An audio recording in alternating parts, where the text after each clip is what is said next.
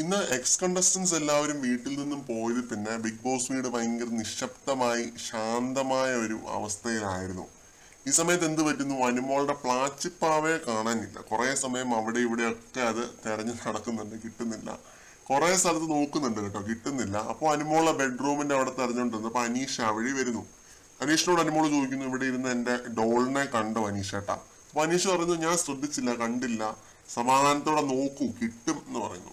അപ്പുറത്ത് എവിടെയെങ്കിലും പോയി സമാധാനത്തോടെ തിരയെ, കിട്ടും, ഇവിടെയൊക്കെ തന്നെ കാണും, കിട്ടും എന്ന് അനീഷ് പറയുന്നുണ്ട്. ഞാൻ കുളിച്ചിട്ട് വന്നിട്ട് തിരയാൻ കൂടാമെന്നും അനീഷ് പറയുന്നുണ്ട്. ഇങ്ങനൊരു സ്മോൾ ടോക്ക് ഇവർ തമ്മിൽ ഉണ്ടാവുന്നുണ്ട്. പക്ഷെ എന്തോ ആവശ്യത്തിനായിട്ട് സ്റ്റോർ റൂമിൽ പോയപ്പോഴാണ് അനീഷ് സ്റ്റോർ റൂം ക്യാമറയിൽ ഈ ഒരു കാര്യം പറയുന്നു.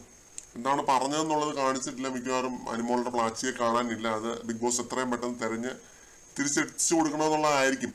നമുക്ക് ഊഹിക്കാവുന്നതേ ഉള്ളൂ. അനീഷ് അതായിരിക്കും പറഞ്ഞിട്ടുണ്ടാവുക. ഇങ്ങനെ ഈ ക്യാമറയിൽ കൈ കാണിക്കുന്നതായിട്ട് കാണിക്കുന്നുണ്ടായിരുന്നു. ജസ്റ്റ് ഇങ്ങനെ മിന്നായം പോലെയാണ് ലൈവിൽ ആ ഒരു ഇത് കാണിച്ചത്.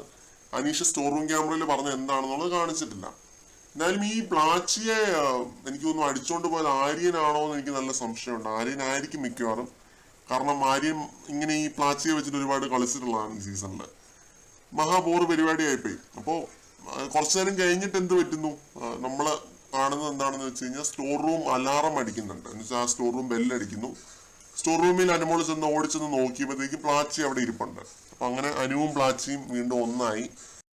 അപ്പൊ ഇതൊക്കെയാണ് പാതിരാത്രി 12 മണി കഴിഞ്ഞിട്ട് ലൈവിനകത്ത് നടന്ന സംഭവങ്ങള്.